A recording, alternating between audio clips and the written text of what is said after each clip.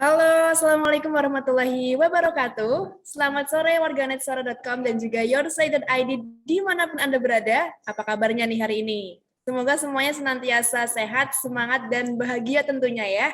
Bertemu lagi bersama saya Aulia Hafisa di acara Your Say Class Content Creator Academy dengan tema Hirap Your Idea, Make It into Video.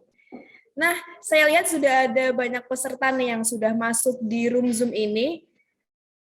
Beberapa peserta nih yang saya lihat sudah siap begitu ya untuk belajar bersama mengenai cara pembuatan video begitu ya. Atau mungkin ada yang ingin belajar bagaimana sih cara mencari ide yang kreatif untuk membuat video. Nah, kelas ini adalah jawabannya begitu. Apalagi zaman sekarang ya teman-teman ya, sosial media dan juga berbagai macam hal di internet seperti YouTube begitu sangat memfasilitasi kita dalam membuat video. Nah, tentunya saya tidak akan sendiri di sini. Saya sudah bersama dengan narasumber yang capable begitu ya di bidangnya. Saya bersama dengan koordinator video editor suara.com ada Kak Yulita Putih. Halo Kak Putih. Halo, Aul. Halo, apa kabar Kak hari ini? Luar biasa. Aul gimana? Baik, luar biasa juga. Gimana Kak, udah siap untuk membagikan ilmunya ke teman-teman semua di sini? Siap, siap. Oke, saya langsung serahkan saja ke Kak Putih. Oke, halo teman-teman yang sudah bergabung. Kita kali ini akan membahas mengenai ide dan juga gimana sih nanti proses produksi di video, terutama menggunakan aplikasi HP gitu ya. Karena kan em, di era digital ini sekarang semuanya tuh serba handphone, smartphone gitu. Jadi eh, konten kreator yang lain atau kebanyakan konten kreator ini sudah beralih dari kamera DSLR atau mirrorless ke HP yang memang eh, sudah lebih praktis gitu. Oke, sekarang aku mau share screen ya materinya.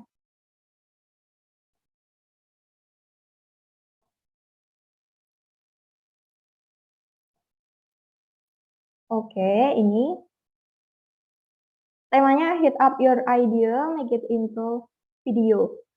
Dari temanya aja kita udah tahu gitu. Kita harus meng-create ide dulu nih, baru kita masuk ke videonya. Nggak bisa langsung ujuk-ujuk, kita bikin video yuk, gitu. Tanpa ada persiapan bikin idenya dulu, gitu. Nah, gimana sih caranya uh, membuat ide, gitu. Kita langsung aja. Nah, di dalam produksi itu ada beberapa tahapannya. Nah, sebagai content creator, kita harus mengetahui nih tahapan apa saja yang harus kita lakukan sebelum take atau syuting agar karya yang dihasilkan tuh jelas dan hasilnya memuaskan. Kita nggak bisa ngawang gitu kayak meraba-raba mau bikin feature nih, mau bikin dokumenter nih, ya tapi apa gitu, feature tentang apa, dokumenter tentang apa gitu, idenya apa gitu. Nah, kita harus tahu dari mulai dasarnya dulu adalah tahapan produksinya. Kemudian, gimana sih menentukan ide? Yang pertama ada peka terhadap peristiwa. Sebagai konten kreator, kita harus peka terhadap peristiwa lingkungan sekitar dan isu terkini yang berkembang di masyarakat. Nah, kita kan sebagai generasi Z 4.0 kita selalu nge-scroll sosial media. Nah, itu bisa juga mengasah kepekaan kita kayak oh Vanessa Angel lagi rame nih atau Laura Anna lagi rame nih gitu. Jadi dari situ kita bisa mengasah kepekaan kita terhadap sesuatu atau peristiwa gitu. Kemudian yang kedua ada perbanyak referensi. Nah, referensi ini dapat membantu kita lebih berimajinasi, kemudian memperluas pengetahuan untuk menentukan angle-angle yang dipilih gitu. Referensi bisa dari sosial media atau nonton film. Sekarang yang film yang lagi booming itu apa, Layangan Putus ya.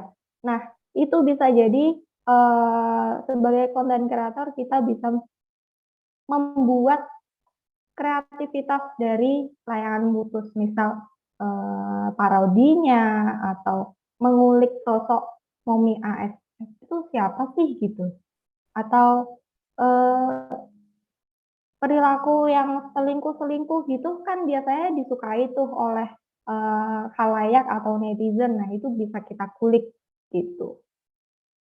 Kemudian yang ketiga, lihat, tiru, modifikasi. Setelah kita memperbanyak referensi, kita kan pasti kepikiran kan, oh bikin kayak gini bisa nih. Oh, bikin kayak gini, tapi mau aku tambahin humornya atau aku mau tambahin jokesnya yang dark gitu. Itu makanya kita harus melihat dulu, kemudian meniru, tapi kita tidak boleh meniru persis 100% karena itu pasti plagiat ya jatuhnya.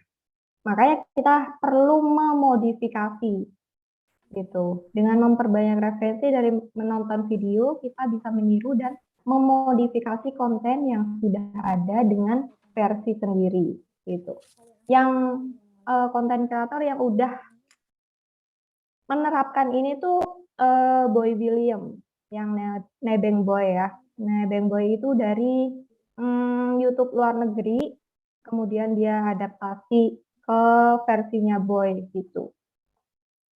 Kemudian yang keempat, itu gali potensi dan minat. Jika kamu memiliki kemampuan dan minat yang unik dan tidak dimiliki orang lain, saatnya untuk menjadi konten kreator yang memiliki nilai plus dari yang lain. Nah, ini. Kalau kamu punya potensi dan minat, kamu pasti menjadi konten kreator yang original, yang orang tuh nggak bakal kepikiran bikin itu. Atau cuman kamu aja tuh yang bisa kamera yang bisa tapi stop video sih. Oke, kembali lagi, kamu menjadi konten kreator yang original dan cuman kamu yang punya konten itu gitu ya. Nah, untuk menggali potensi itu kamu harus mengenali diri sendiri dulu. Bakat kamu tuh apa? Misal bakat kamu main gitar, atau bakat kamu stand up komedi, atau kamu jago make up. Nah, kayak gitu kamu harus mengenali diri sendiri. Oke, kemudian dari ide itu, konten yang kita bikin harus memiliki news values. News values itu apa sih? Itu adalah nilai berita yang sangat erat hubungannya dengan sekitar kita. Gitu. Kemudian, saat membuat suatu konten dan seberapa besar konten yang kita produksi berdampak bagi masyarakat. News values yang pertama itu magnitude, yaitu pengaruh. Konten yang kita bikin itu tuh ada pengaruhnya nggak sih buat masyarakat gitu. Nggak cuma konten yang joget atau apa yang sekarang kan banyak banget di sosial media gitu ya. Tapi kita sebagai content creator harus memikirkan juga ini pengaruh nggak ya buat halayak gitu. Misal ada vaksin yang baru atau virus corona yang baru, itu kita bikin kontennya bisa. Kemudian harga BBM naik, kita bikin beritanya bisa gitu. Kemudian yang kedua adalah signifikan, yaitu konten yang kita bikin itu harus penting.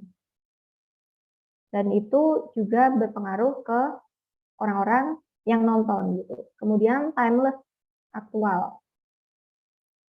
Lalu ada proximity atau kedekatan secara geografis, psikologis, kemudian ideologis.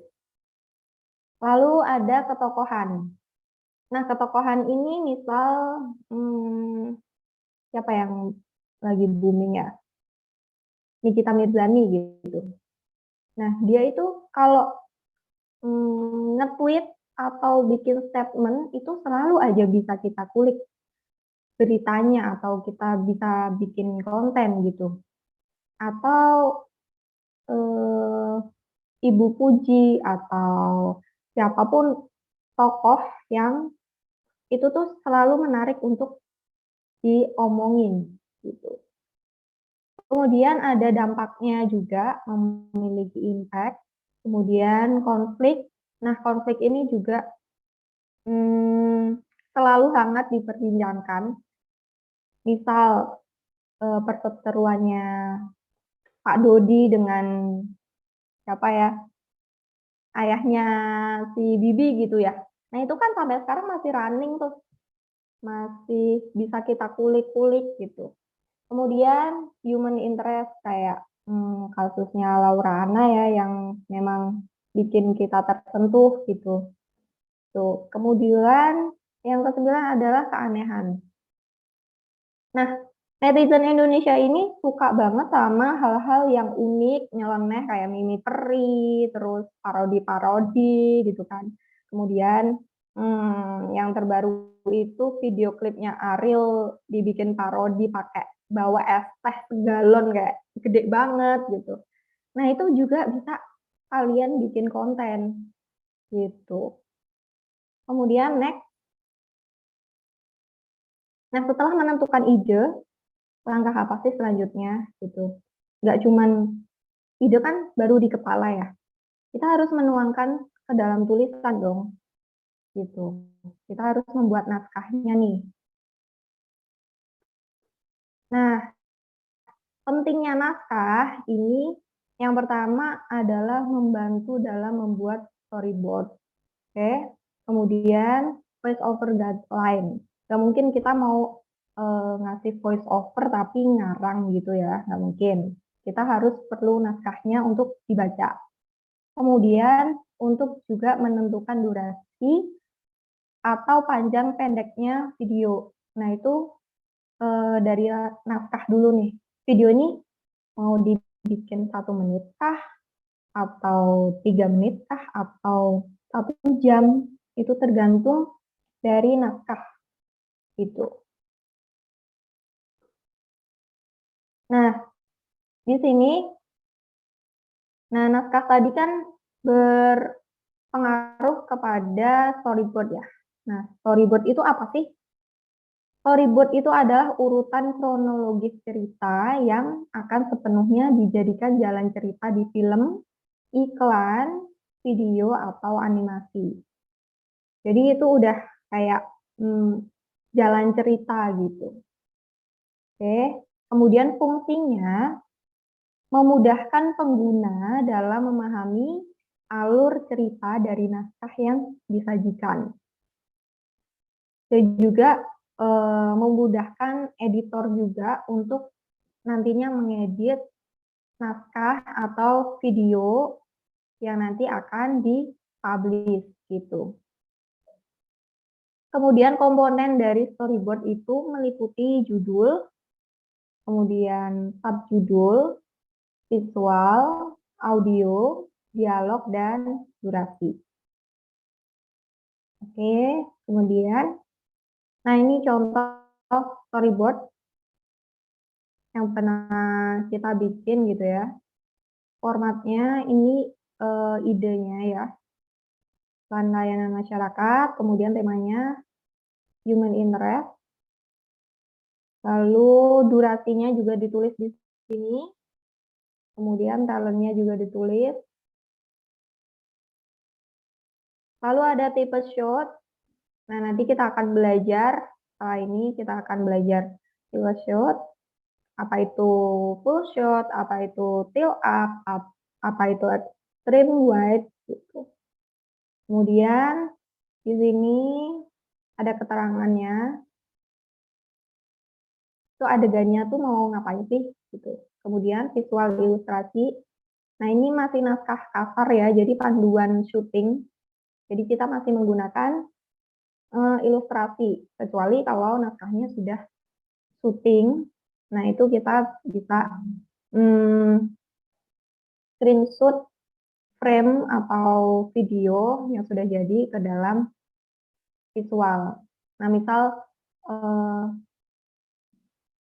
tag 1 atau kodenya tuh 001 movie gitu. Atau MOV 002. Nah, itu bisa kita masukkan ke sini.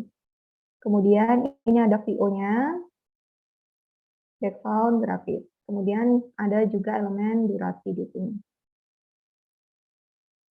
Oke, next. Nah, naskah, ide, terus storyboard itu masuknya ke praproduksi. Ya, kemudian ini kita masuk ke produksinya. Yang harus diperhatikan adalah karena kita memakai kamera HP, itu pastikan kamera kalian itu tidak bermasalah, tidak ngembun, tidak ngeblur gitu, terus tidak ngeheng-ngeheng. Lalu lensanya juga nggak apa-apa gitu, maksudnya nggak berat-berat belakangnya itu. Kemudian lightingnya cukup, cahayanya. Kalau bisa pakai cahaya alami aja, matahari. Tapi cahaya matahari pun kita juga harus pastikan jangan terlalu terang banget. Kalau bisa tag-nya itu antara jam 7 sampai jam 10 pagi atau jam 2 sampai jam 5 sore. Itu cahayanya bagus. Karena kalau di jam 11 sampai jam 1 itu cahayanya jelek ya. Gitu. Itu bakalan matahari itu di atas banget. Jadi dia akan nge-shadow di bagian mata, bagian hidung, kayak gitu. Dan itu ngakalinnya cukup PR nanti di editing. Kemudian yang ketiga, pastikan baterainya full. Itu udah pasti ya. Kalau kamu mau produksi pagi ya dari malam udah ngecas HP dulu. Kalau perlu bawa power bank atau bawa charger gitu ke lokasi. Oke, kemudian memorinya pastikan jangan di tengah-tengah. Aduh, memorinya full padahal tag-nya belum selesai atau masih banyak bagian-bagian yang harus di-shoot gitu. Kosongkan memori dulu atau di backup ke laptop dulu atau gimana. Oke, kemudian kamera itu sangat penting ya. Baik kamera profesional maupun kamera handphone akan menghasilkan karya yang bagus jika memang mengetahui teknik dan komponen serta pengambilan angle gambar yang benar. Oke, konten kreator saat ini banyak memakai smartphone mereka untuk membuat konten dengan hasil yang memuaskan. Kemudian, mengapa konten kreator era milenial lebih memilih menggunakan kamera handphone? Karena praktis, kemudian cepat untuk diedit, diupload ke sosial media, jadi nggak ribet gitu memindahkan data dari kamera DSLR ke laptop, terus ke HP gitu, nggak cukup satu device aja dari HP, ngetek dari HP, ngedit dari HP, langsung upload ke sosial media gitu. Oke, kenapa sih video konten kreator video yang menggunakan HP itu sekarang lagi digandrungi banget gitu ya?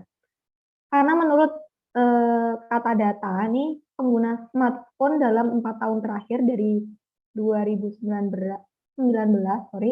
hingga 2022 terus mengalami kenaikan gitu. Begitu juga dengan pengguna sosial media. Nah, otomatis banyak konten kreator nih yang memilih menggunakan smartphone mereka karena mengejar kecepatan. Kayak sekarang yang dikejar bukan hanya kontennya tapi cepet-cepetan gitu. Kemudian efisiensi dan hasilnya juga tidak kalah dengan kamera profesional. Nah, ini kalau kita baca grafiknya ya, ini hampir berapa ya? Ini 65, ini 110 juta ya, ini dalam juta pengguna. Di Indonesia ini hampir 140 juta, ini lebih dari 150 juta di 2022 dan akan terus meningkat di tiap tahunnya. Oke. Kemudian setelah menentukan ide kita belajar mengenai teknik pengambilan gambar. Bagi orang awam pasti bagian pasti udah tahu, tapi kita harus kulik dulu yang benar nih, gitu. Sebenarnya apa aja sih teknik pengambilan gambar gitu. Oke, yang pertama ada long shoot atau wide shoot. Nah, ini adalah teknik pengambilan gambar dengan keseluruhan objek yang terlihat dari atas hingga bawah, memperlihatkan objek dengan cukup jelas. Hal ini bertujuan untuk memperlihatkan hubungan antara objek dengan kondisi di sekitarnya. Nah, antara gambar dengan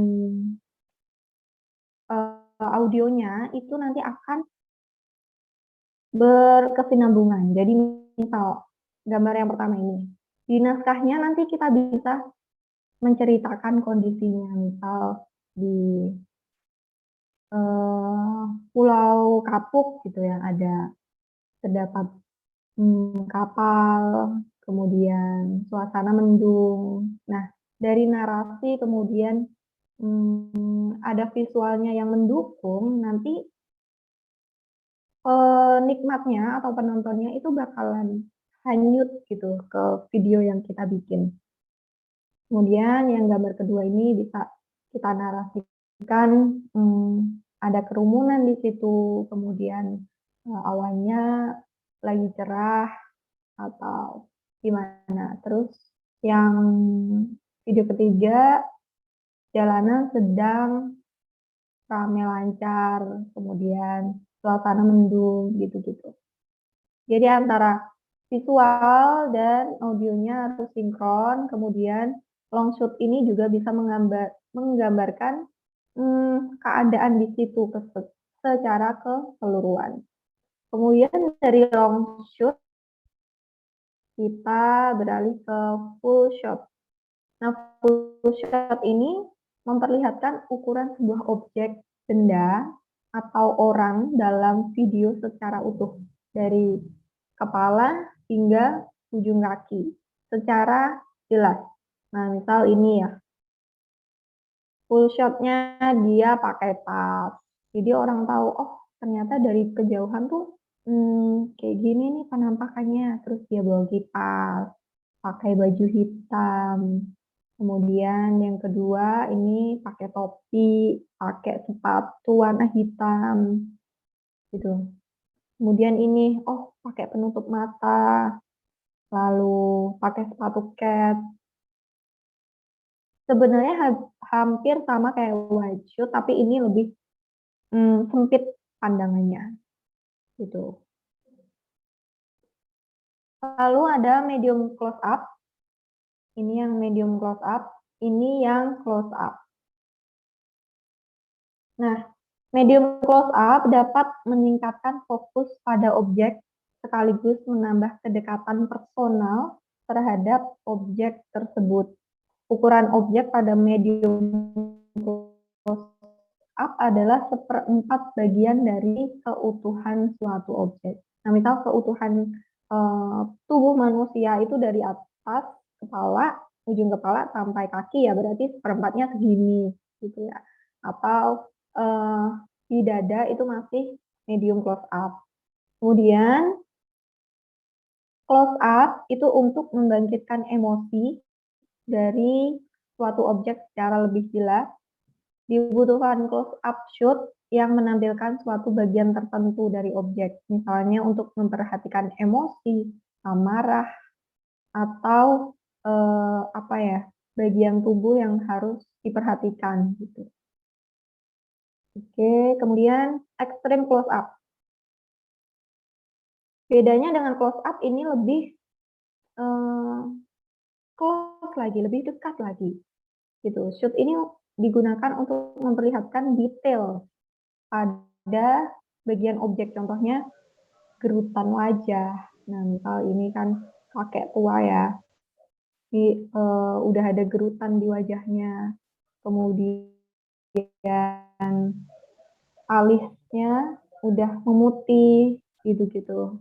Terus, atau mata yang berkaca-kaca. Terus, kalau ada orang mau nangis, itu di extreme close up itu bagus banget. Gitu. Kemudian,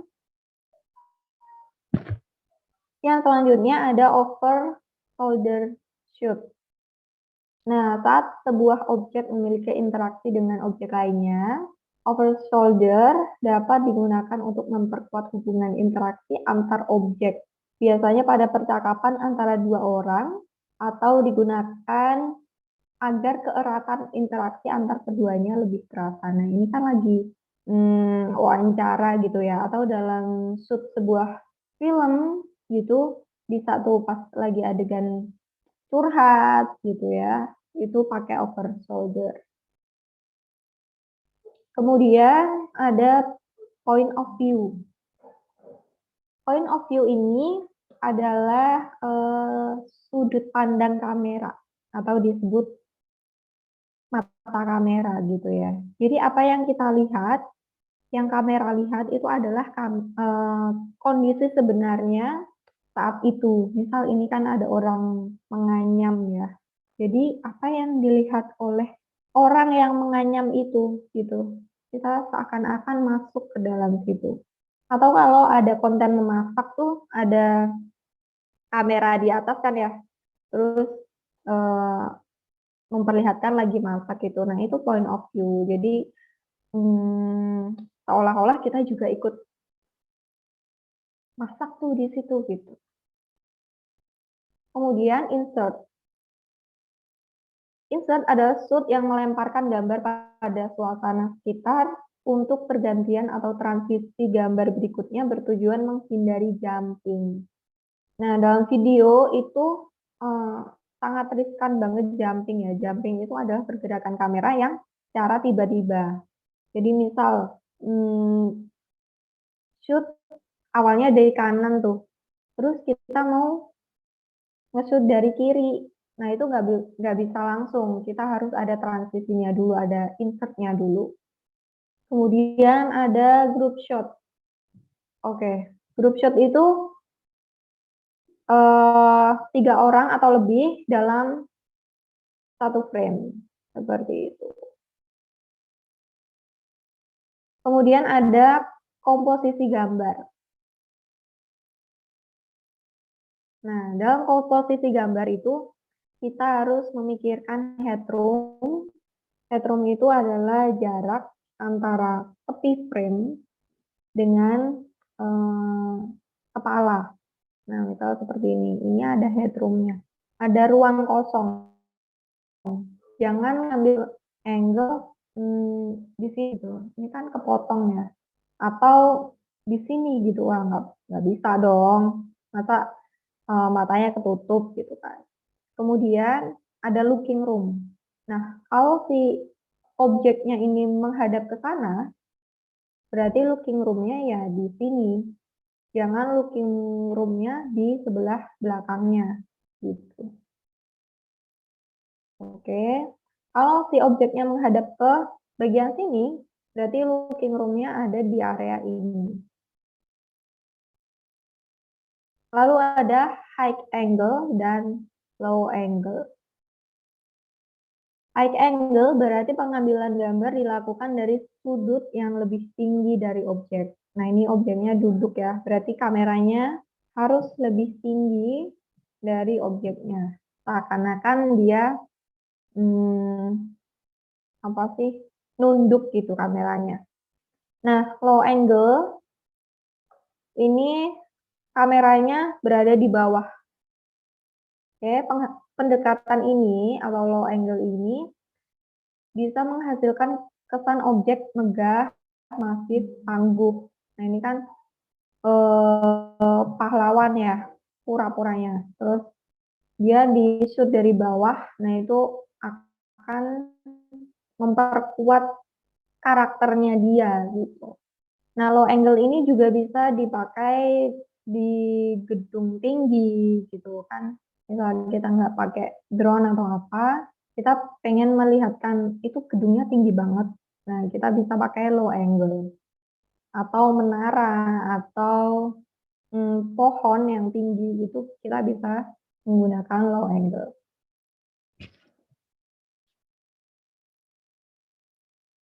Kemudian ada eye level. Oke, eye level ini adalah sudut pengambilan gambar sejajar dengan tinggi mata objek. Nah, ini kan kita lihat ini sejajar banget ya dengan mata kita. Gitu.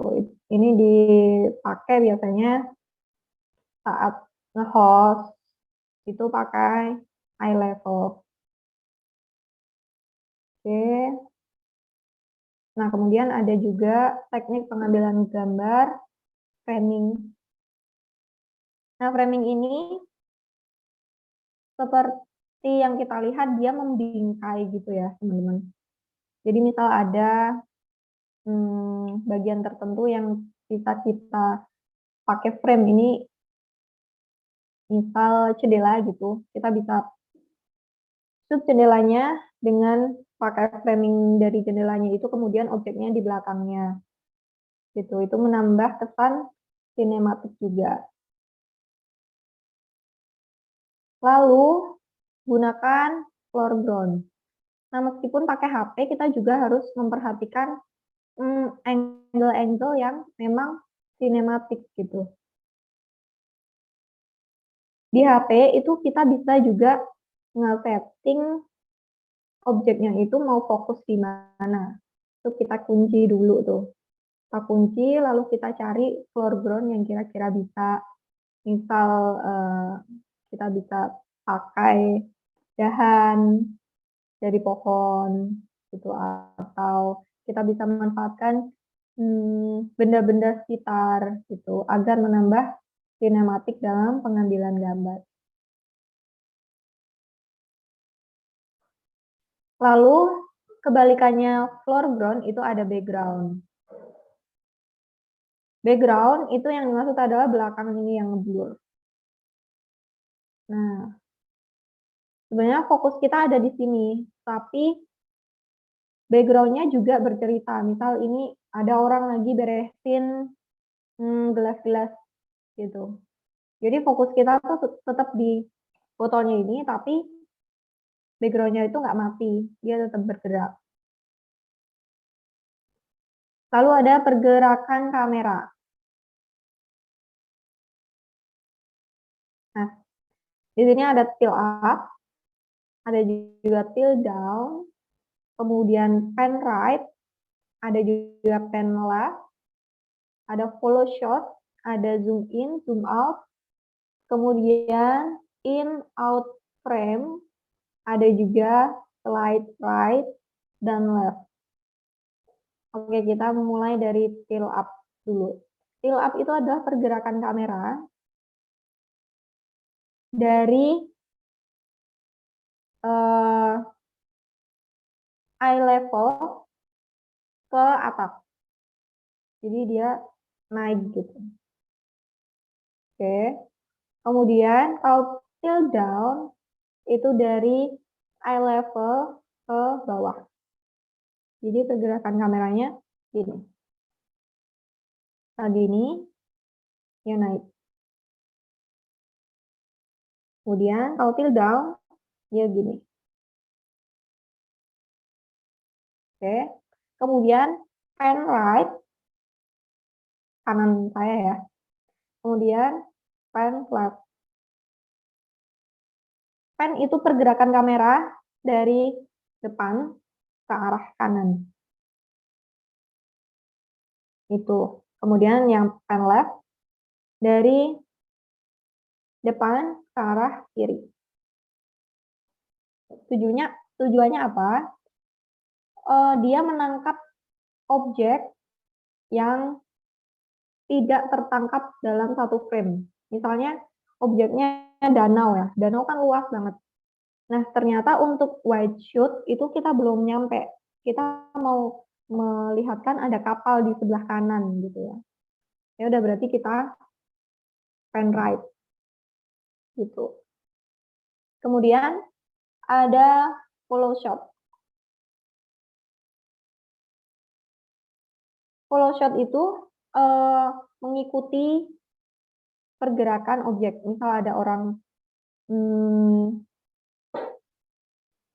orang jalan, nah kita follow di belakangnya. Gitu. Kemudian ada zoom in dan zoom out.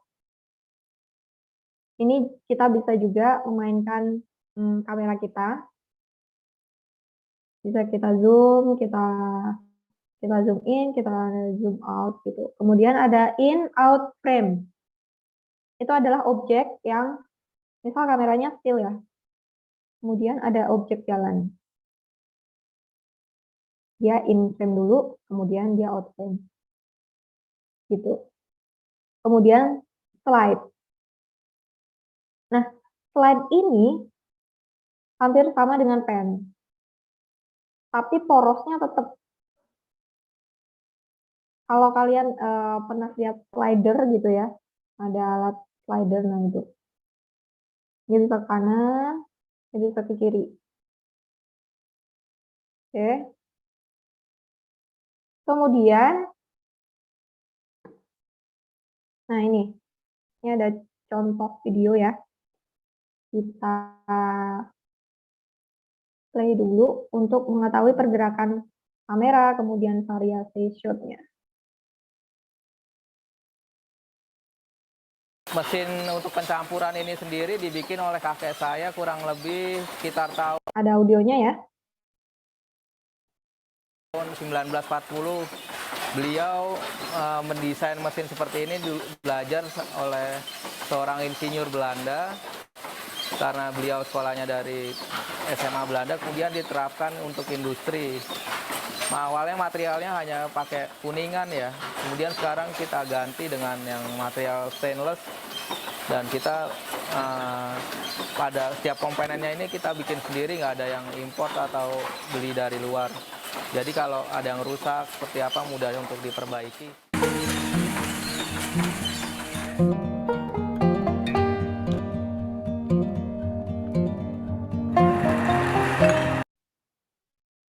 Nah, ini ada foreground sedikit. Kemudian ini detail close up ya. Close up nggak cuman di orang, di objek juga bisa. Nah, ini foreground lagi. Ini close up, ngambilnya dari low angle.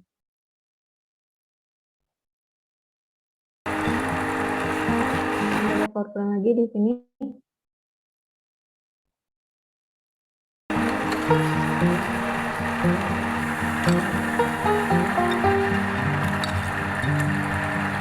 Awal mulanya itu Nah, ini tadi fokus ya, mainin fokus. Dari ngeblur sedikit, kemudian dia fokus ke objek. awal mulanya itu keluarga saya tuh Oke, ini medium shot. kayak buyut ya. Ada headroom-nya, ada looking room-nya. Mulai merintis tuh di Kedung Muni sekitar tahun 1920. Terus usahanya tambah maju, berkembang, akhirnya pindah ke Kota Pekalongan sini. Dia awalnya ngontrak di sini sama Belanda kan. Habis setelah tambah maju kita bikin pabrik untuk komersil di sini. setelah Nah, pemasaran ini terbaru. insert ya teman-teman. Jadi audionya tetap ada, tapi disisipkan gambar. Kemudian kalau kalian dengarkan atmosfernya atau suara asli dari videonya itu masih ada gitu. Luas, akhirnya ya bisa kebeli juga tempatnya di sini, dan awal mulanya itu cuma minuman, air dan sirup aja. Belum ada CO2 waktu itu. Dan belum ada teknologi untuk pencampuran air dan gas CO2-nya. Seiring jalannya waktu, kemudian kakek saya itu bisa belajar bagaimana melarutkan gas CO2 di dalam air, dan kemudian kemasannya di dalam botol juga kan untuk penempatan minumannya itu. Kemudian tambah berkembang lagi, akhirnya kita dulunya awalnya cuma namanya pabrik limun belum ada orientalnya mas. Jadi cuma pabrik limun New Gyoklin itu yang nama pemiliknya dulu, ayah dari kakek saya. Kemudian sekarang berubah nama sama kakek. Nah, ini frame ya teman-teman.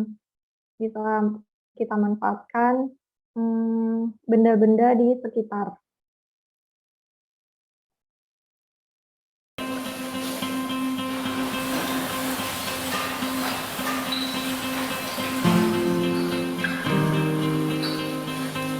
Awal mulanya lemonade. Oke, kita ke contoh berikutnya. Nah, ini tilt down.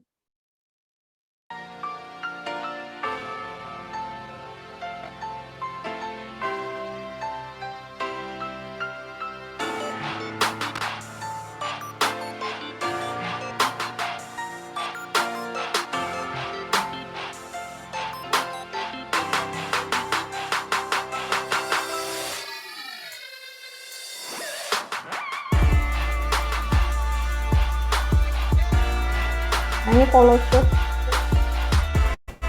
Ini follow shoot, jadi ngikutin orang gitu.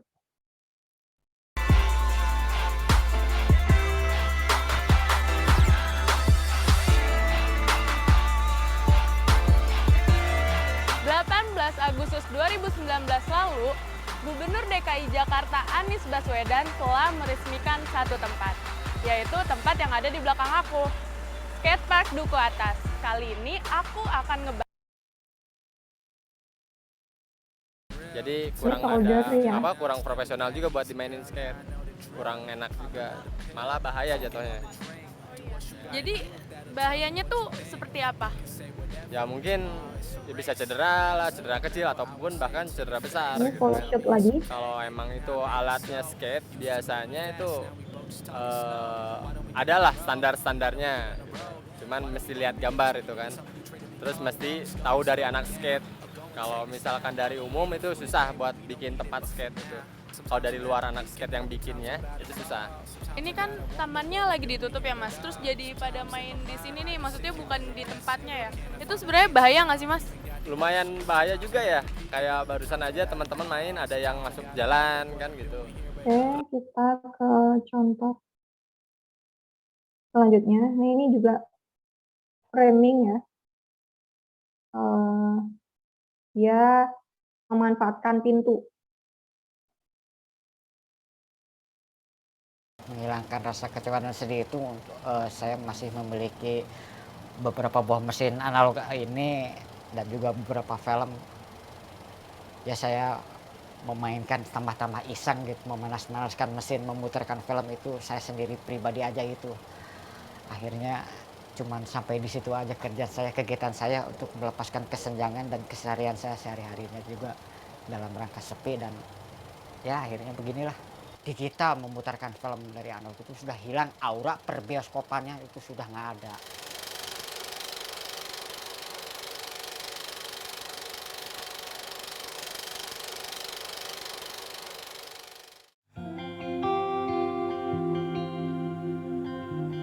Nah, ini extreme close up ya. Dia memperlihatkan.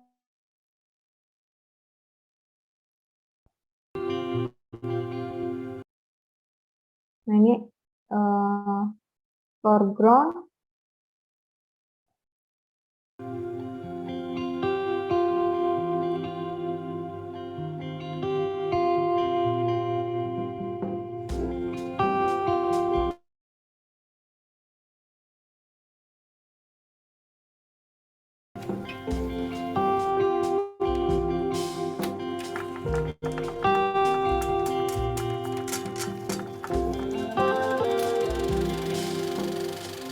Nah, saat editing, nantinya jangan dihilangkan sepenuhnya atmosfernya. Saya mulai berkecimpung di kerja di bioskop itu tahun 95, berakhir pada tahun 2000. Saya tidak belajar, tidak sekolah, belajar dari pengalaman, kenakalan saya. Akhirnya saya bisa menjalankan mesin ini. Ini wide shoot, karena memperlihatkan keseluruhan dari gedung atau apa ya, keadaan sekitar gitu.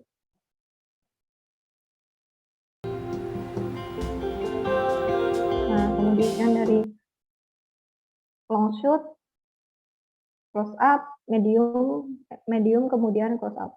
Kita lihat. Medium, close up.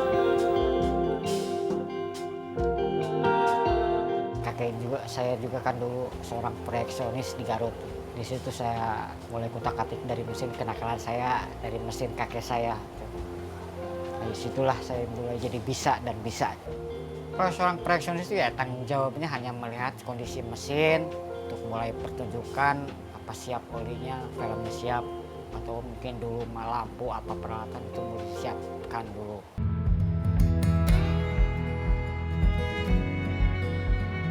Sehari pemutaran itu 4 kali show, 4 kali pertunjukan, mulai jam 3, jam 5, jam 7, dan jam 9.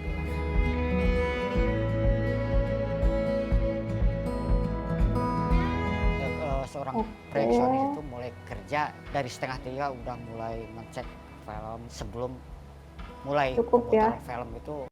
teman-teman. Kemudian ada lagi yang harus diperhatikan saat take video, yang pasti peralatannya harus mendukung ya. Yang harus diperhatikan ada gimbal. Gimbal itu stabilizer, teman-teman. Biasa disebut gimbal gitu, bukan gembel ya. Kemudian ada tripod. Kemudian ada audio eksternal, lalu lighting. Nah, fungsinya apa sih? Gimbal itu supaya kalau kita berjalan atau follow itu dia nggak shaking, gambarnya nggak goyang-goyang. Kemudian kalau tripod itu biar gambarnya tuh still steady gitu. Misal kita mau wawancara 30 menit, nggak mungkin kita handheld gitu. Emang juga kalau di handheld ya, kita butuh tripod. Kemudian audio eksternal itu juga bisa dipasang di HP. Sekarang banyak banget yang jual mikrofon buat HP. Itu tujuannya memasang audio eksternal itu agar suara jernih, jelas ya. Kemudian kalau wawancara dengan jarak tertentu itu masih bisa ketangkep audionya. Kemudian dia lebih peka terhadap atmosfer sekitar. Atmosfer itu suara-suara yang ada di sekitar gitu. Kemudian lighting. Lighting itu perlu sekali karena kita nggak pernah tahu kapan akan turun hujan, kemudian mendung tiba-tiba, kemudian ternyata saat wawancara atau ngambil video, lokasinya itu gelap gitu. Nah, itu kita perlu lighting. Lighting yang untuk handphone juga sekarang sudah banyak. Nah, kemudian maksimalkan dulu pengaturan di kamera handphone. Oke. Yang pertama ini ada show grid line. Grid line itu adalah garis 3 yang membagi ini nih. Nah, ini. Ini adalah grid line. Ini sangat membantu sekali kalau kita mengambil objek wide terutama. Itu miring nggak sih videonya atau gambarnya?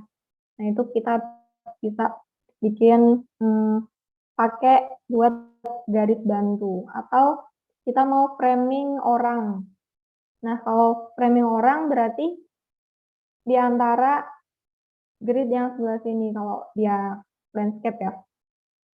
Gitu. Kemudian, nah ini contoh gimbal atau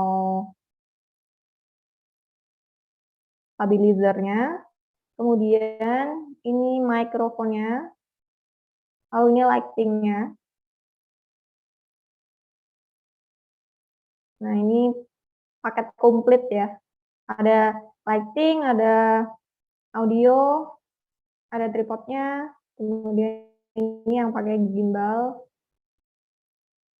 Nah, gimbalnya sendiri juga macam-macam teman-teman, ada pakai DJI, kemudian Zhiyun, gitu.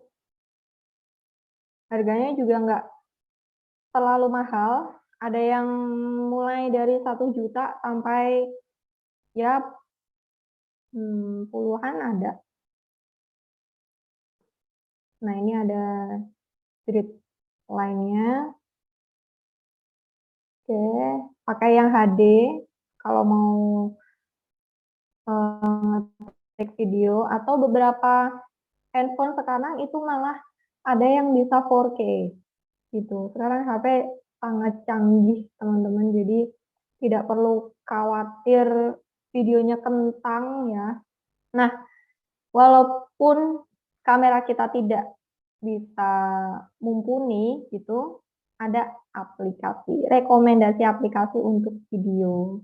Nah, jangan takut nih, misal kameraku jelek gitu, kameraku ternyata fokusnya nggak bisa dikunci gitu, jangan khawatir.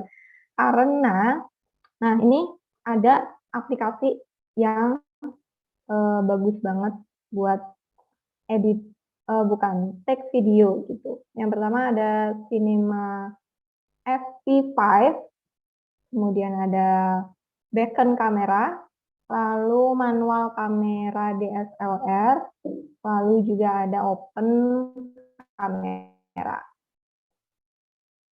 Oke, lalu, nah itu tadi tahapan dari praproduksi, kemudian produksi. Setelah produksi, apa yang harus dilakukan? Tentu backup data, teman-teman. Jangan sampai itu didiemin aja di HP. Kita nggak pernah tahu itu ada tiba-tiba virus masuk, atau ternyata kita salah mencet, kemudian kehapus gitu ya. Itu wajib untuk backup data ke laptop mungkin, atau ke hard disk mungkin, atau bisa juga upload ke Google Drive yang ada di HP. Lalu bisa juga diedit langsung aja daripada filenya itu mengendap berbulan-bulan di HP gitu ya. Kemudian langkah terakhir ada editing. Nah, aku mau kasih unjuk rekomendasi yang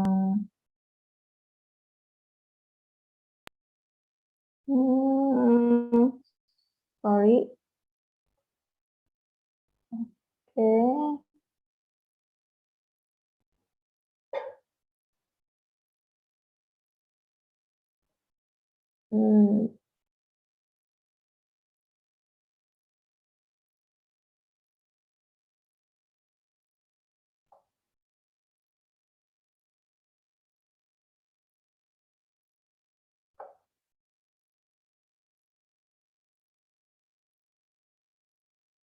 Oke, udah Aul. Cukup, teman-teman? Gimana Kak Putih? Ada yang mau ditunjukkan lagi? Ada yang mau ditunjukkan lagi contoh-contohnya atau sudah cukup? Oke, satu lagi mungkin ya, buat rekomendasi yang take videonya. Oke, boleh deh. Oke. Satu lagi teman-teman ya. Nah, ini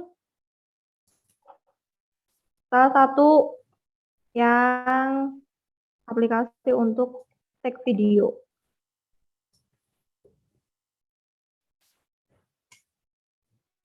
Ini yang Cinema 5v4, 5v5, sorry.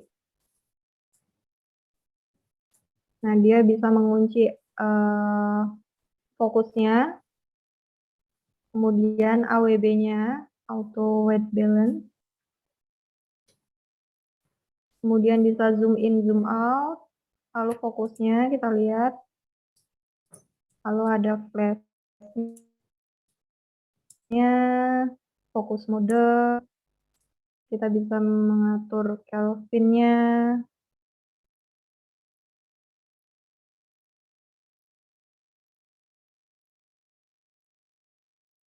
oke, kemudian bisa zoom in, zoom out.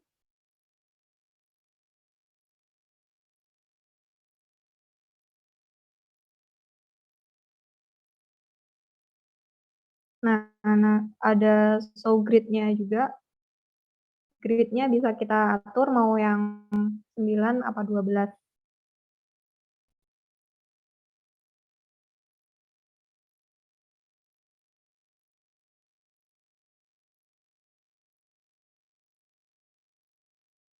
Oke, formatnya kita juga bisa atur.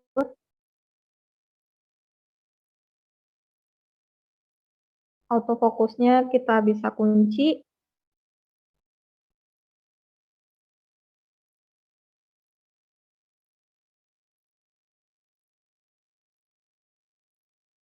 Bisa juga dipakai headphone atau headset. Oke, seperti itu. Sudah, Aul, cukup. Oke, baik. Terima kasih banyak Kak Putih atas pemaparannya. Ternyata mengedit video itu tidak semudah itu ya. Tekniknya banyak banget ya Kak Putih. Benar. Untuk take video kita harus belajar dari dasar memang ya. Nah, kalau misalnya tadi nih, yang kan tekniknya banyak tuh, ada yang tadi dari over shoulder, terus wide, dan segala macam. Untuk mengubah transisi-transisi itunya tuh sesuai feeling atau itu ada dipelajari dulu sih Kak Putih? Sebenarnya ada ya. Tapi kita juga mengasah feeling kita gitu. Misal dari wide, kemudian bisa ke medium, kemudian bisa ke close up gitu. Jadi penonton tuh nggak tiba-tiba kok ujuk-ujuk gambarnya begini gitu.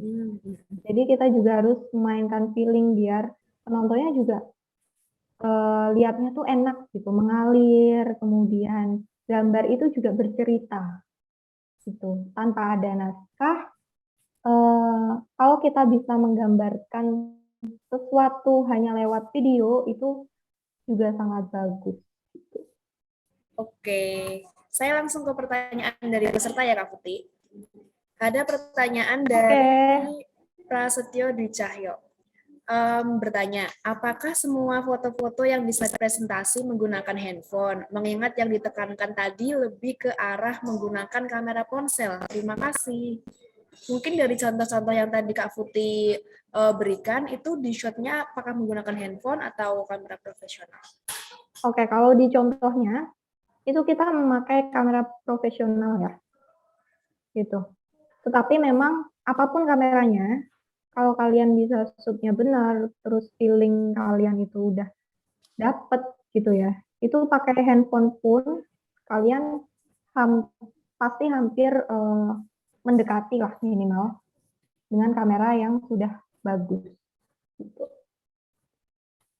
Oke, begitu. Apalagi tadi kan banyak aplikasi penunjang seperti kamera profesional di handphone ya, Kak.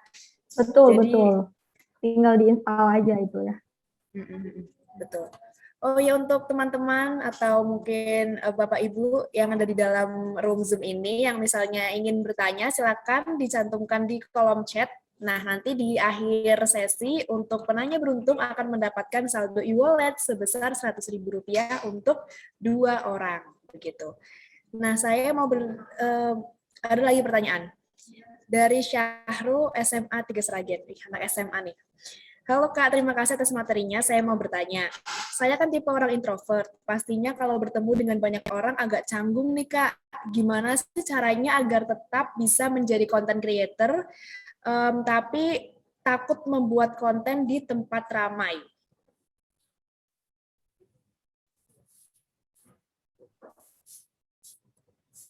Oke, halo Syahrul. Sebagai konten kreator kita nggak boleh malu ya, gitu. Kamu mulai dari yang tempat sepi dulu aja. Kemudian kalau udah pegang kamera sebagai kamera person itu nggak boleh canggung-canggung gitu. Karena ya gimana kalau kamu malu tapi mau menghasilkan konten gitu kan. Atau kamu kalau malu di tempat umum bisa bikin konten di dalam studio dulu, misalnya di rumah, atau bikin konten yang nggak harus di outdoor gitu. Sekarang banyak banget konten creator yang dia cuman di kamar tapi menghasilkan sesuatu gitu, menghasilkan video. Nah, nanti kalau kepercayaan dirimu sudah timbul gitu, kamu misal mulai dari di lingkungan rumah dulu. Kemudian atau justru kamu ke tempat yang nggak banyak yang kenal kamu aja, misal kamu lagi jalan-jalan atau lagi wisata di mana, kan orang juga nggak kenal kamu kok gitu. Udah cuek aja gitu. Gitu sih. Oke, makasih Kak Putih. Jadi harus belajar gitu ya, dan nggak boleh malu-malu karena kalau misalnya mau jadi content creator harus percaya diri. Lanjut Iya, ya Kak betul. Putih. Dari Aini Ninja Resmi. Mau tanya, tipe video yang seperti apa yang lebih diminati oleh audiens saat ini? Apakah dokumenter atau video yang bernarasi, lalu durasi yang paling optimal kira-kira berapa menit ya Kak, kalau misalnya mau diupload di YouTube, Facebook, atau di Instagram TV? Oke, gimana tadi? Dari pertama, video apa aja yang sekarang lagi diminati sama audiens? Apakah video yang mengandung narasi atau video dokumenter? Itu yang pertama. Kemudian yang kedua, durasi yang paling optimal itu berapa menit, Kak? Nah, yang diminati itu sebenarnya yang pakai VO ya. Sebenarnya yang pakai VO karena orang yang pertama lebih jelas informasinya. Gitu. Pakai VO lebih jelas, kemudian orang menonton itu pasti audio visualnya antara mata sama telinga itu pasti bekerja gitu. Jadi selain melihat, orang pasti senang untuk ada VO-nya juga. Gitu. Kemudian durasi ya. Durasi optimal berapa menit untuk diupload di YouTube, Facebook, dan IGTV. Durasi itu tergantung dari naskah juga. Gitu. Tentukan juga kamu mau produksi video apa. Misal feature, kalau feature itu di bawah 10 menit, antara 5 sampai 8 menit itu udah cukup. Gitu. Kalau ya Facebook, IGTV bisa. Kalau di TikTok ya, kalau TikTok 1 sampai 3 ya. Kan kalau itu terbatas durasi. Kemudian Reel juga cuma bisa 1 menit gitu. Optimalnya di bawah 10 menit. Karena kalau di atas 10 menit itu orang, kalau benar-benar konten kalian nggak menarik, orang akan close. Gitu, akan mudah meninggalkan laman kamu. Gitu. Oke, jadi tergantung kontennya juga ya Kak Putih. Kalau misalnya kontennya kira-kira kurang menarik, bisa jadi audiens juga cepet bosen gitu kan? Iya, betul-betul. Dan kalau kelamaan juga terlalu berlarut-larut gitu.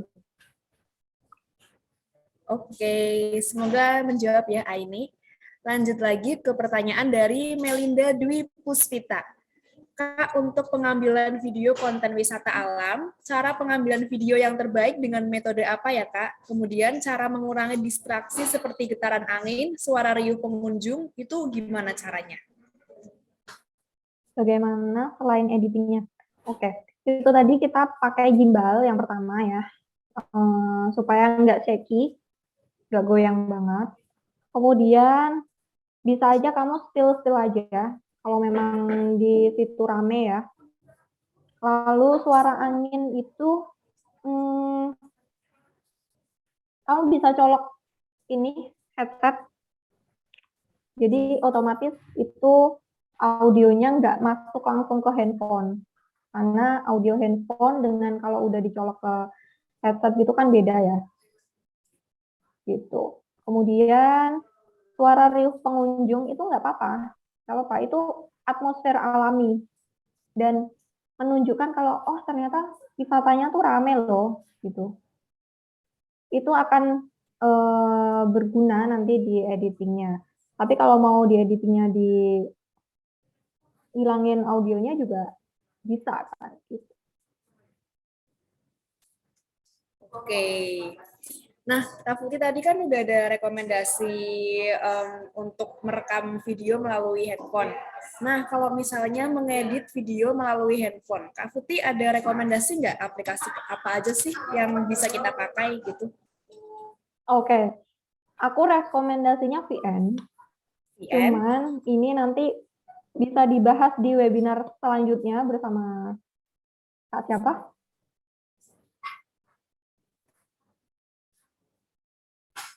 Ya, ada di webinar selanjutnya yang akan membahas mengenai editing. Jadi teman-teman wajib banget juga setelah tahu dari proses praproduksi, kemudian tahu dari proses produksinya, kalian bisa ikut webinarnya di editing.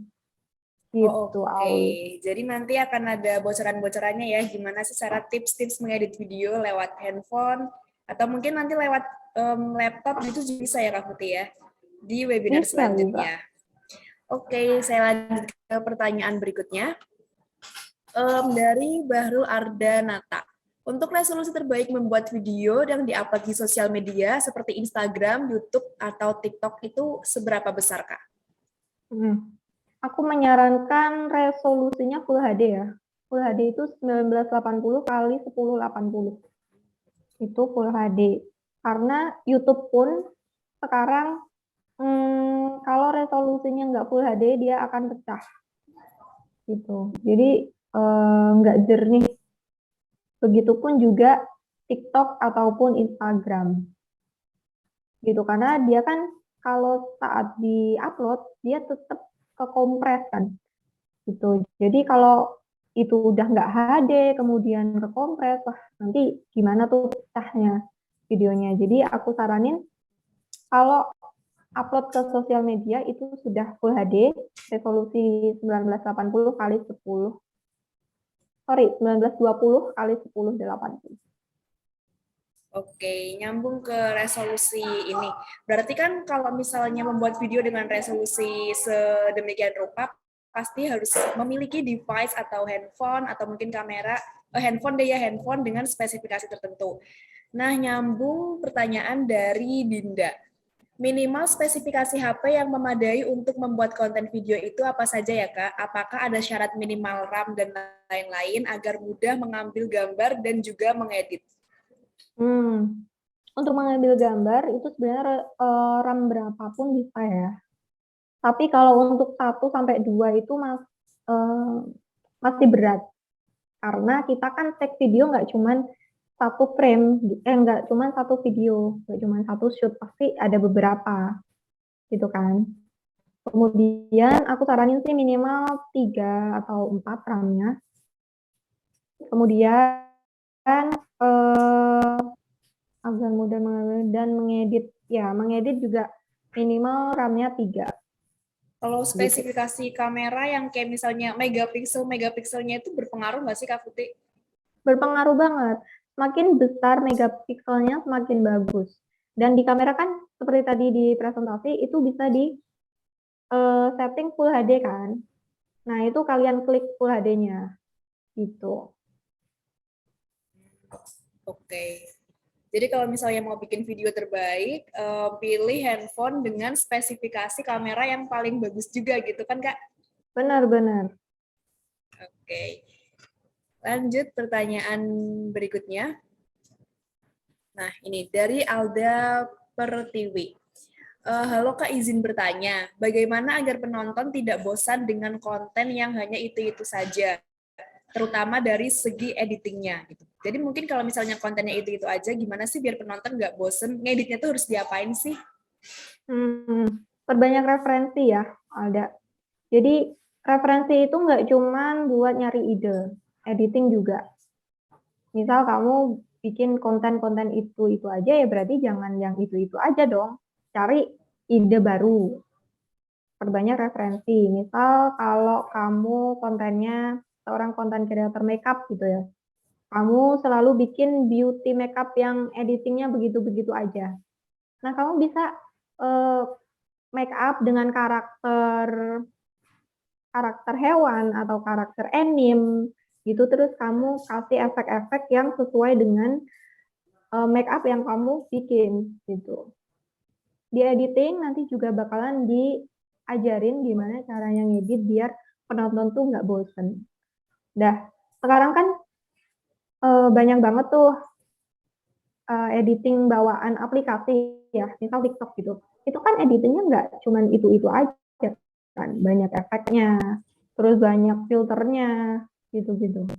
Itu tergantung bagaimana kamu mengasah kreativitas, kemudian perbanyak referensi. Begitu Alda. Oke, kita lanjut ke pertanyaan berikutnya dari Novitawati. Bagaimana sih cara supaya bisa konsisten dan teratur dalam membuat konten? Lalu ketika kamu turun karena konten yang dibuat dengan usaha yang sudah lebih, tapi malah sepi dan sepi selama berbulan-bulan. Bagaimana menghadapi fase tersebut ya, Kak? Nah, ini kayak konten creator yang sudah mulai agak jenuh nih. Aduh, videonya kok nggak ditonton-tonton, padahal udah effort banget. Gimana nih, Kak Putih? Oke. Novi, kamu konten kreator apa? Nanti aku tonton deh Ayo, kontennya Novi, ya. share di sini nih, share di kolom chat. Biar Boleh, teman-teman juga di-share. bisa nonton gitu. Iya. Terus eh konsisten konsisten itu perlu ya, Novi. Karena seorang content creator pun videonya viral atau videonya ditonton banyak orang itu juga butuh usaha gitu. Minimal kamu satu hari upload satu itu pasti bukan viewers ya, followersmu itu akan nambah. Karena algoritma sosial media itu semakin kita sering upload itu bakalan ditemukan sama banyak orang gitu. Jadi jangan mudah lelah, jangan menyerah gitu ya. Terus kamu tetap berkarya, pasti nanti akan ada hasilnya gitu. Jadi algoritma sosial media itu semakin kamu banyak dan rutin untuk mengupload, nanti pasti followersmu juga bertambah. Jangan lupa dikasih hashtag. Misal kamu bikin masakan ya kamu bikin hashtagnya sesuai dengan masakan yang kamu masak gitu menunya. Terus perhatikan juga judul. Nah, judul itu juga pengaruh banget. Judul yang menarik juga bakalan memancing orang untuk menemukan video kamu. Itu namanya SEO kalau kita belajar SEO ya. Kemudian hashtag jangan lupa, judul menarik jangan lupa, editing yang bagus juga jangan lupa. Gitu, Novita. Boleh di-share loh, Novita, apa YouTube atau TikTok nih? Ya, boleh Novita di-share di sini nih. Atau mungkin teman-teman yang juga merupakan konten kreator atau konten Boleh kreator yang sedang promosi loh. merilis, bisa di sini biar teman-teman bisa saling cek satu sama lain gitu ya, dan support satu sama lain gitu. Oke, lanjut. Nah, ini ada pertanyaan dari Bahrul Ardanata. Kak, saya mau tanya, untuk kamera megapiksel Android sama iPhone, lebih rekomen yang mana ya, Kak? Kan Android lebih besar daripada iPhone. Wah, ini tentang produk nih. Kalau Kak Putih gimana? Apakah ada experience tentang ini? Atau ada Aku di pengetahuan endorse tentang berapa ini? nih? Oke, kalau aku lebih prefer iPhone ya, karena iPhone kameranya udah nggak diragukan lagi gitu. Tapi kalau Android dengan resolusi yang tinggi kayak Black Shark itu juga nggak dipungkiri ya hasil dari apa namanya videonya gitu. Jadi tergantung kamu nyamannya pakai yang mana gitu dan kamu punyanya apa. Jangan memaksakan oh aku harus beli nih berarti habis ini gitu. Enggak, masih ada aplikasi tadi yang recommended yang bisa diinstal dulu gitu. Baru nanti kalau kamu punya uang lebih dari hasil apa kontenmu itu menghasilkan uang, kamu boleh upgrade device gitu. Ya, itu tadi jawaban dari Kak Putih. Yang penting jangan memaksakan ya, Kak. Banyak jalan menuju Roma.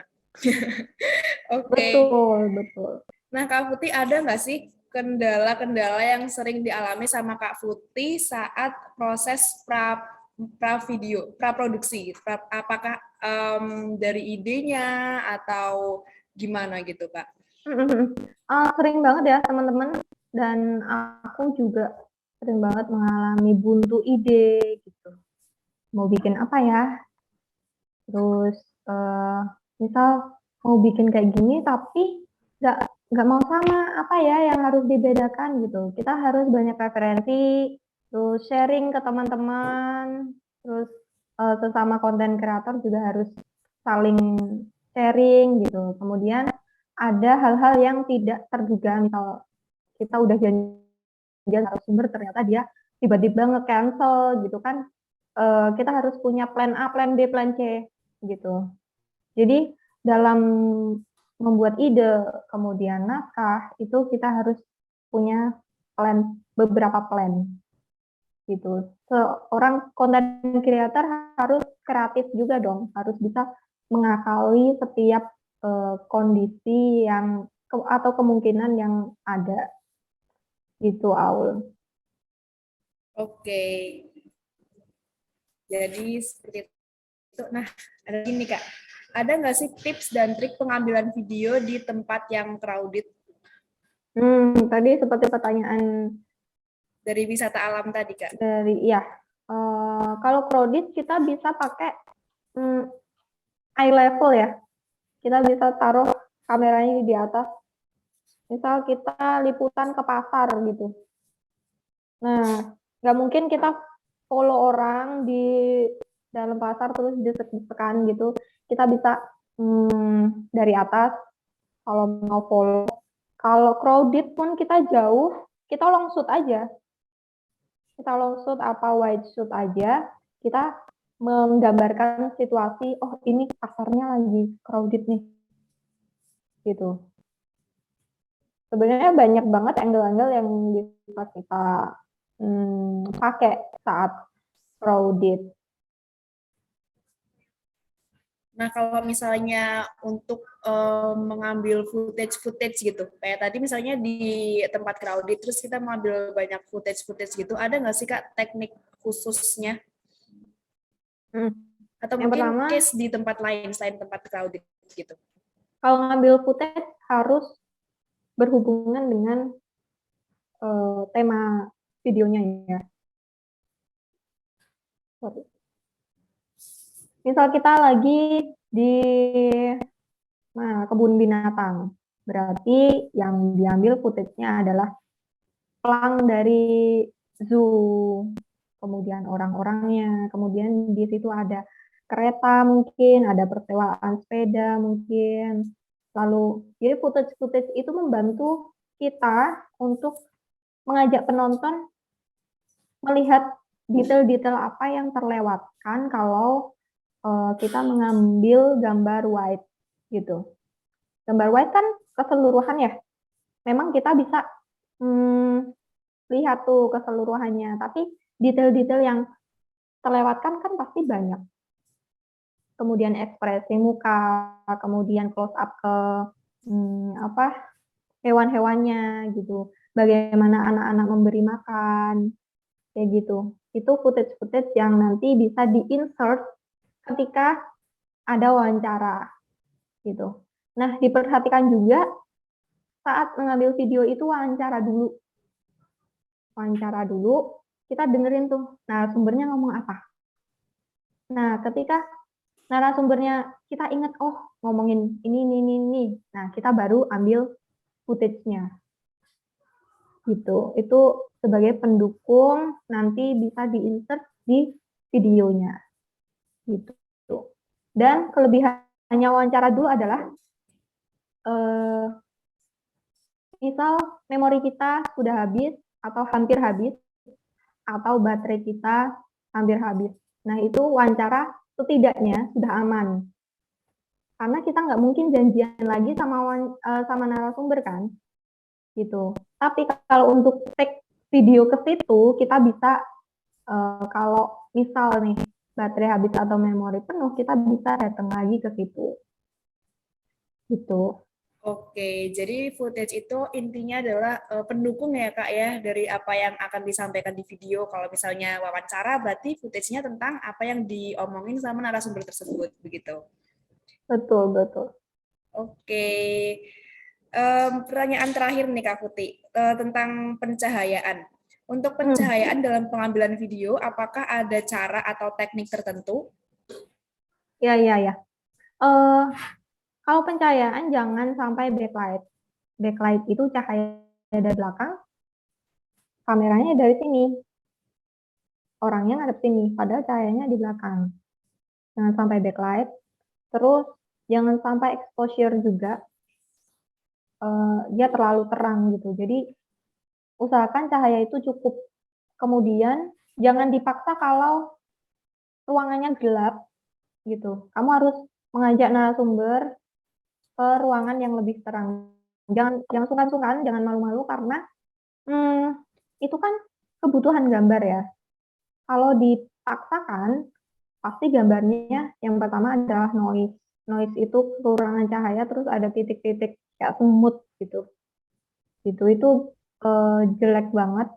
Di editing pun nanti ngakalinnya juga susah. Jadi pastikan kalau kurang cahaya pakai lampu. Gitu.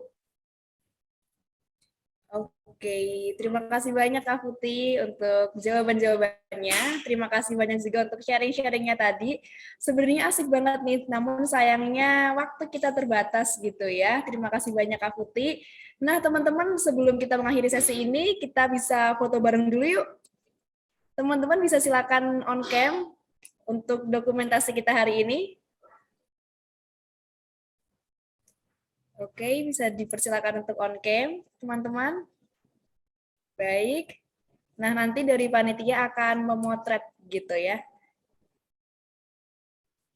Bentar, kita tunggu dulu. Kayaknya baru dandan-dandan nih, baru rapi-rapi. Oke. Oke, sudah siap semuanya? Saya hitung ya. 1, 2, 3. Sekali lagi. Oh, sudah. Baik, sepertinya sudah ditangkap oleh panitia. Nah, kali ini saya akan mengumumkan siapa nih para peserta yang beruntung atau penanya yang beruntung yang berhak mendapatkan saldo e-wallet sebesar Rp100.000 untuk 2 orang penanya beruntung. Saldo e-wallet Rp100.000 jatuh kepada Aini Nindya Resmi dan juga Melinda Dwi Puspita. Nah, nanti untuk keduanya akan dihubungi oleh panitia begitu ya. Dan untuk teman-teman semua yang hadir di acara kelas hari ini, silakan bisa mengisi presensi di kolom chat yang sudah disediakan oleh panitia. Nanti gunanya untuk mengklaim e-sertifikat begitu. Reminder juga untuk teman-teman kalau nantinya akan ada kelas juga Creator Academy pada tanggal 17 Januari dan juga tanggal 24 Januari. Tanggal 17 Januari akan ada workshop tentang editing video dan juga tanggal 24 Januari nanti akan ada workshop tentang monetisasi video di kanal sosial media begitu ya. Sekian kelas hari ini. Terima kasih banyak Kak Putih untuk waktunya. Terima kasih Sama-sama, banyak Aul. juga untuk teman-teman semua yang sudah hadir di kelas hari ini. Sampai bertemu di kelas-kelas selanjutnya.